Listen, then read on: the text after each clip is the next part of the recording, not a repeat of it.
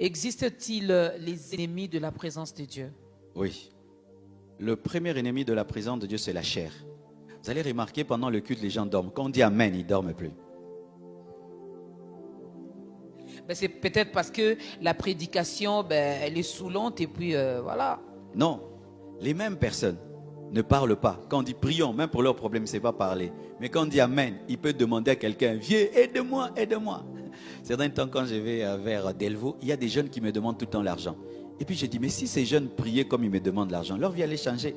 Mais la même personne qui peut te déranger, donne-moi. Tu dis, demande à Dieu qui peut tout. Il n'arrive pas. La chair n'aime pas la présence de Dieu. C'est pourquoi quand on prie, on a sommeil, on est distrait, on a des démangeaisons. Parce que la chair n'aime pas la présence de Dieu. Prier 2 heures du temps, tu dois te discipliner. Mais regarder un film pendant 2 heures du temps, ou le héros, regarder un match, on ne se concentre pas. Parce que la chair aime la distraction, mais la chair n'aime pas la concentration. La chair. Deuxième ennemi de la présence de Dieu, le péché. Lorsque tu as un péché en toi, tu auras du mal à demeurer dans la présence de Dieu. Pourquoi? La culpabilité. La culpabilité. Troisième ennemi, ce sont les personnes qui n'aiment pas la présence de Dieu. Cette personne, quand tu pries, qui vient toujours te chercher. Cette personne qui te cherche toujours le jour dimanche. Qui a toujours des programmes samedi, quand toi tu dois te concentrer pour prêcher. Il y a des hommes qui sont des ennemis de la présence de Dieu. Encore, un ennemi de la présence de Dieu, le téléphone. En ce temps de la fin, un homme qui ne contrôle pas le téléphone là, ne priera pas, n'adorera pas. C'est parmi une révélation que j'ai reçue de Dieu cette année, c'est que la spiritualité sans la discipline par rapport aux réseaux sociaux, WhatsApp, Facebook, son téléphone est impossible parce que le téléphone est devenu un dieu pour l'homme moderne. Nous l'avons tout le temps, même quand nous prions, nous sommes incapables de l'éteindre et nous pouvons même couper la prière pour regarder le WhatsApp. Et nous sommes pressés de prier pour aller ouvrir le téléphone. Certains même commencent leur journée au téléphone. Ce n'est plus Dieu qui est l'alpha.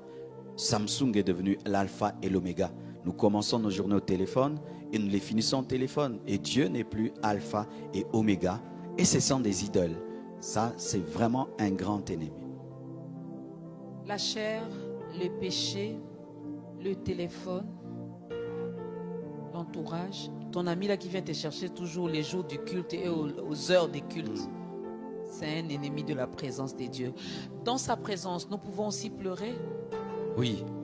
D'ailleurs, même les personnes qui ont du mal à pleurer, pleurent. Je suis quelqu'un qui ne pleure pas facilement, mais dans la présence de Dieu, je pleure. Pourquoi? Parce que la présence de Dieu touche l'âme et touche l'esprit. Et la présence de Dieu adoucit l'âme. Les personnes dures, quand ils entrent dans la présence de Dieu, deviennent comme des enfants parce qu'elles ressentent l'amour de Dieu. La présence de Dieu fait pleurer, elle fait rire. La présence de Dieu aussi donne une sainte colère face au péché. Elle amène à prendre des décisions. Elle amène aussi à regretter. Elle amène aussi la douceur, la force. Elle fait tout. Elle fait tout.